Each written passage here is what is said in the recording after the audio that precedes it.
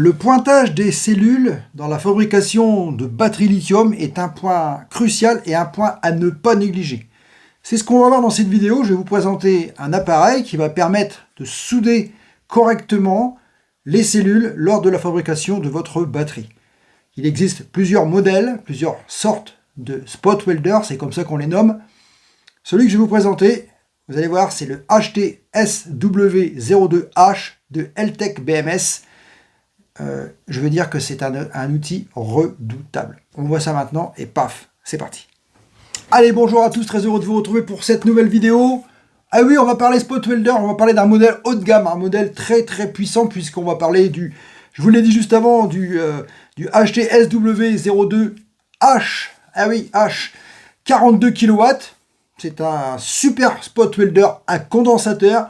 C'est-à-dire qu'il stocke de l'énergie dans des condensateurs et il va faire la décharge avec l'énergie qu'il a emmagasinée, contrairement au spot welder muni d'un transformateur qui transforme le 220 en une intensité puissante.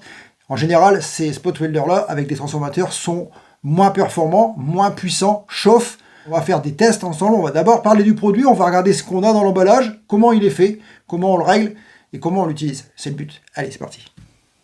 Alors avant de commencer, je tiens quand même à vous dire que cette vidéo n'est pas sponsorisée. Contrairement à d'autres, le produit, je l'ai acheté plein pot.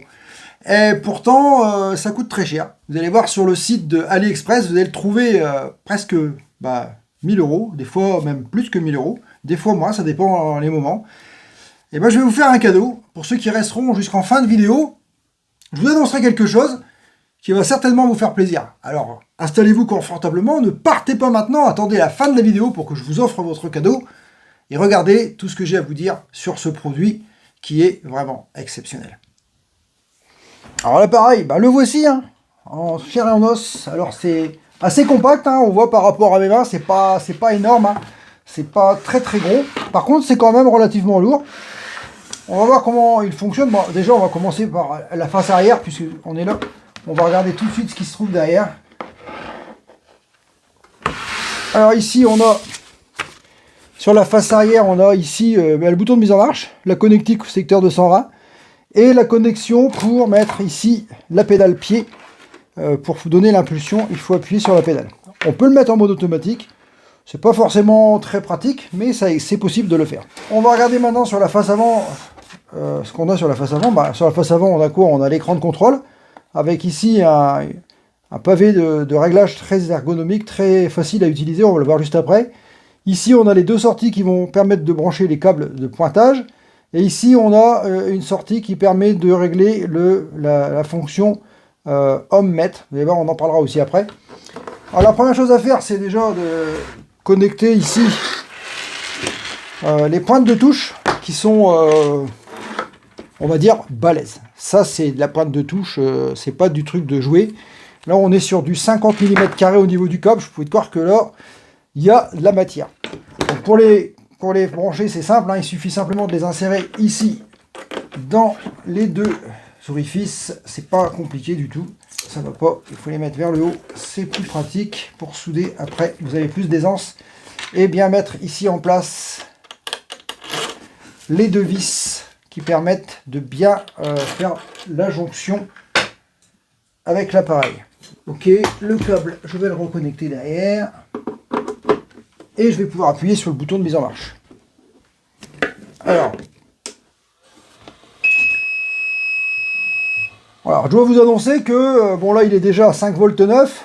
Donc vous voyez, il n'y a même pas un ampère de tiré. Il est déjà chargé, je l'ai déjà utilisé. Quand vous allez le mettre pour la première fois, comptez à peu près 15 minutes, voire 20 minutes pour qu'il arrive à pleine charge. Il est complètement vide. Il faut que les condensateurs se chargent. Ça va passer ici à 16, 17 ampères, 18 ampères et ça va automatiquement monter jusqu'à 5 volts 9, 6 volts. C'est à peu près cette tension qu'il y a à la sortie des pointes de touche. La notice. Bon, la notice, je vous la laisse la lire. Elle est en anglais, mais je vous conseille vraiment de la lire. Traduisez avec Google, vous savez, Google Images, vous allez dedans et vous faites des captures d'écran et puis vous arrivez à traduire ce qui est écrit.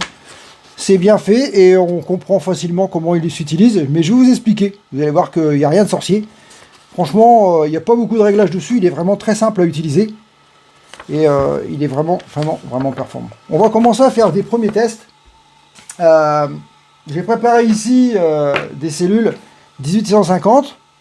Alors, évidemment, sur des 1850, c'est un petit peu ennuyeux parce que c'est vrai qu'avec les grosses touches comme ça, si on regarde bien, ici, on n'a vraiment pas beaucoup de surface. Mais bon, on y arrive avec 4 points, ça suffit largement. On a plus de place, évidemment, côté négatif. Alors, les câbles en 50 mm avec les grosses pointes de touche, c'est pas vraiment adapté pour de la 1850. Pour faire ce genre de batterie, par exemple, j'ai utilisé un accessoire qui n'est pas fourni avec l'appareil, mais qui permet de faire un pointage plus précis et plus rapide surtout.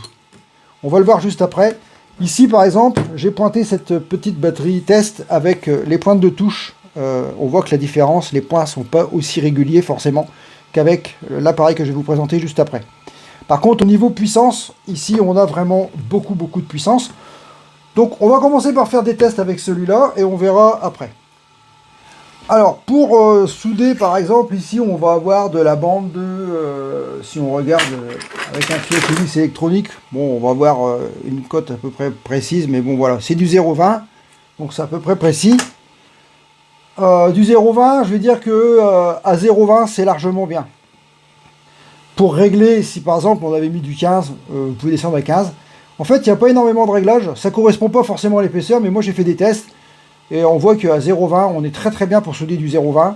Et pour souder du 0,15, il suffit d'appuyer sur la petite molette au milieu, ce qui permet de dire qu'on est dans les réglages.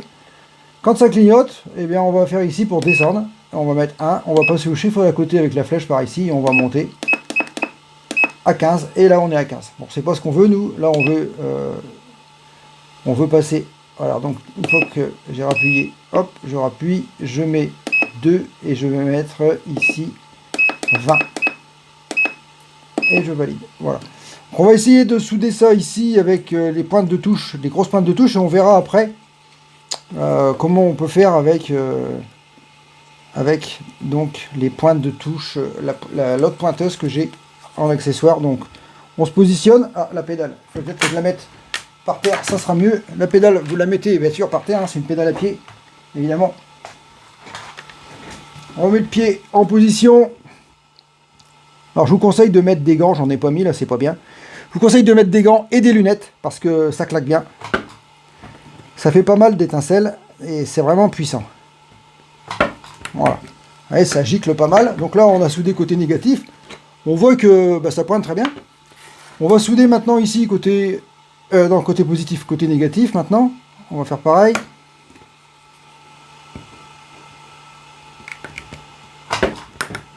On va faire 4 points et après on va décortiquer. Voilà. Là on a fait donc 4 points, ce qui suffit largement. On en parlera bientôt dans une vidéo du pointage des cellules. Et vous allez voir que là, si on veut l'arracher, voilà. Je l'arrache, mais vraiment, c'est vraiment très bien tenu. Alors ici pareil, ce côté négatif, côté positif pareil. Je fais attention parce qu'il y a quand même du courant dedans. Celle-là. Voilà. Et on voit donc l'état de la bande. On voit que voilà, c'est du 0,20. C'est vraiment très bien soudé. On va faire un test. Je vous ai préparé ici pour vous montrer que c'est puissant. Une bande pliée. Donc on a 0,40 forcément. Hein. On va la souder côté négatif, 0,40, on va passer ici. On va monter la puissance à 35.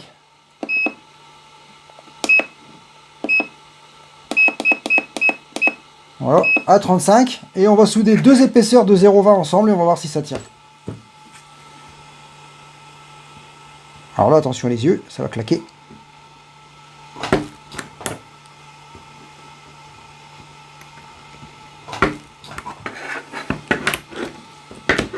Voilà. Maintenant, voyons la résistance de deux épaisseurs. Donc là, on est en 0,40. Hein.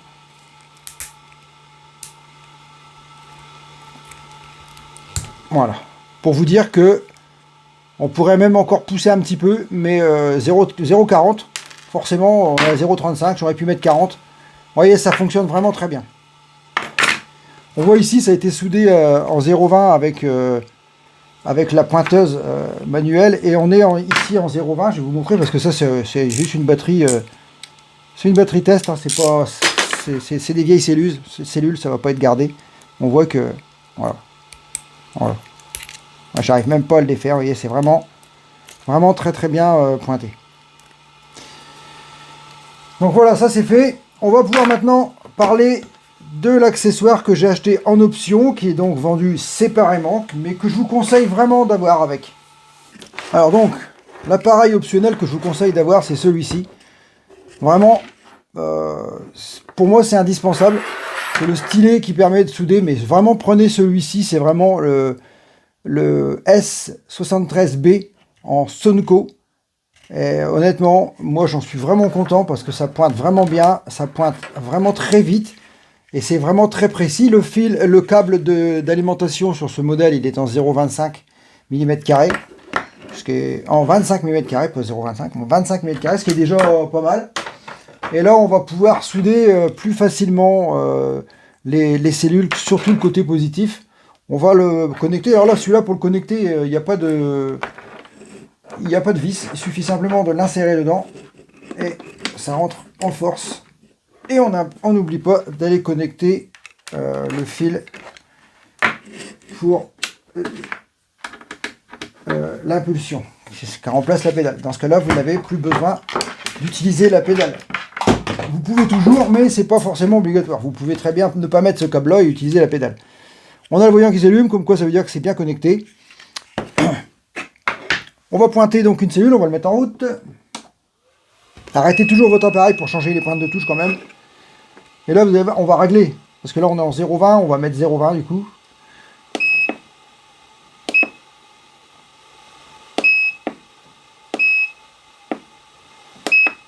On va 0,20 et de l'autre côté, on va mettre 20. On va descendre.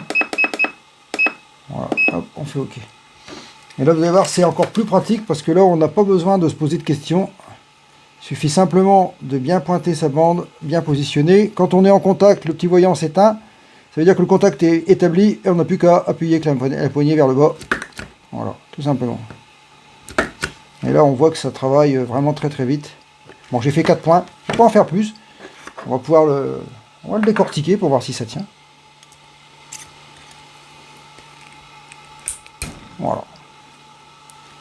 On voit que c'est bien arraché, encore une fois. Voilà, donc c'est vraiment très rapide.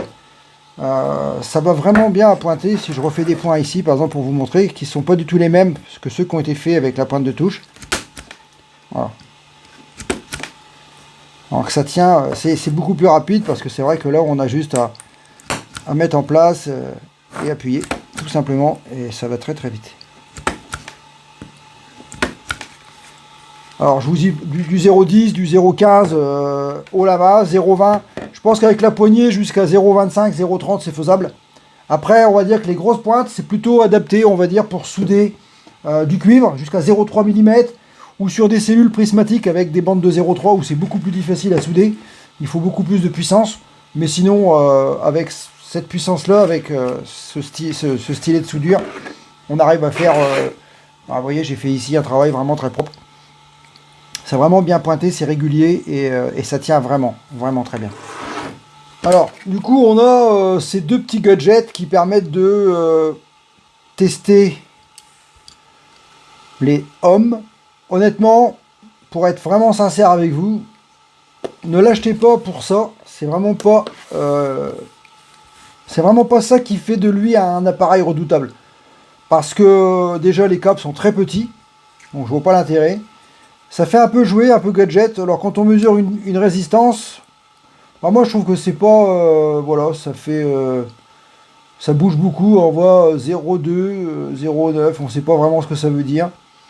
Donc moi personnellement, je regrette pas de l'avoir acheté avec ce modèle-là, mais je veux dire que si vous l'achetez sans le modèle juste en dessous, c'est-à-dire, là on est en 2H, il y a un modèle juste en dessous, il n'y a pas la lettre H je crois, et du coup il n'y a pas cette partie-là. Eh bien, ça suffit largement. Honnêtement, vous ne vous servirez pas de ça. Ça n'a pas un gros intérêt. Donc, voilà, ça fait partie un petit peu des choses que j'apprécie pas vraiment sur ce genre d'appareil. Après, dans les défauts, je dirais, sur cet appareil-là, par exemple, alors évidemment, c'est pas la même marque que l'appareil. On est en Eltec BMS, mais là, on est en Sunco. Donc, le fil qui permet de faire l'action avec la pédale, bah, il est trop court par rapport aux pinces. Donc, ça aussi, c'est un inconvénient. Il y aurait eu la prise devant, j'aurais compris. Donc, moi, je vais sûrement rallonger ce fil de manière à avoir un peu plus d'aisance, parce que là, en ayant la connectique derrière, on n'est pas à l'aise, on est gêné, qu'on le mette là ou qu'on le mette là-bas, c'est toujours trop court. Alors donc, voilà, ça fait partie un peu des inconvénients. Après, pour le reste, bon, bah, pour ici, pour l'instant, j'ai pas à m'en plaindre, hein. J'ai soudé quelques batteries avec pour voir. Ici, on a une fonction automatique, donc quand on a les pinces, ou même ça, je pense. Je ne l'ai pas utilisé, je n'ai pas testé, mais apparemment ça donne une impulsion régulière à un temps d'intervalle. Bon, personnellement, je trouve pas ça très, très pratique. Le mieux, c'est quand même avec l'impulsion. Au moins, on est sûr que ça fonctionne bien et que tout va bien. Allez, bah, je suis content que vous soyez encore là. Je vous l'avais promis, je vous avais dit que je vous offrirais un cadeau en fin de vidéo. Merci d'être resté jusqu'ici. Et le cadeau, c'est simple, je vais vous offrir un lien qui va vous permettre, vous aussi, d'acheter cet appareil aux alentours de 570 € au lieu de 1000 €. 1060 presque sur AliExpress. Eh ouais, c'est le cadeau de MacAventure via le vendeur de ce produit qui, malgré que c'est pas un sponsor, m'a fait un geste commercial. On pourrait considérer que c'est du sponsoring, mais non, parce qu'en fait, vous allez voir que vous pouvez aussi, vous, avec le lien que je vais vous fournir, avoir cet appareil vraiment moins cher. Alors évidemment, dans la gamme la gamme Eltec BMS, il y a plusieurs appareils de plusieurs gammes. Celui-ci, c'est le plus gros qu'il puisse y avoir, 42 kW. Je vous dis tout de suite, si vous faites des batteries pour des vélos avec des bandes de 20 dixièmes en nickel pur, honnêtement, vous pouvez prendre le 36 kg, il suffit largement. Vous y arriverez largement avec, il n'y a aucun problème, ça marche très bien. Moi, j'ai voulu prendre le plus haut pour vous montrer vraiment l'appareil qui était le plus puissant de la gamme, mais il y en a d'autres qui pourront très bien vous convenir. Donc, n'hésitez pas à regarder sur le site du lien que je vous ai donné, qui vous mettra donc accès à toute la gamme. Voilà, je vous ai à peu près tout dit sur cet appareil-là. Et puis, on parlera bientôt de comment bien pointer ces cellules. Alors, je vais attendre un petit peu, vous achetez tous un appareil, comme ça, vous serez tous équipés pour la prochaine vidéo. Voilà, j'espère que cette vidéo vous a plu. J'espère que vous allez la partager au plus grand nombre, que tout le monde en profite, comme d'habitude. Un pouce, ça vous savez que ça me fait vraiment plaisir. Un petit abonnement et surtout les notifications pour ne pas manquer les futures vidéos. Je pense que je vous dis, faites tourner la vidéo jusqu'à la fin, ça fait plaisir à MacAventure et ça fait augmenter le watch time. Merci pour ceux qui sont restés jusqu'ici. C'est tout ce que j'ai à vous dire en fait, hein. Je vous ai à peu près tout dit. Ceci dit, je pense qu'on va pouvoir se quitter maintenant et que je vais vous dire, comme d'habitude, à très bientôt, je dirais même à très vite pour des nouvelles vidéos sur la chaîne de MacAventure. Ne partez pas maintenant, cliquez sur une des miniatures en fin de vidéo et on se retrouve très vite. Allez, comme d'habitude, dos au bas. Ciao.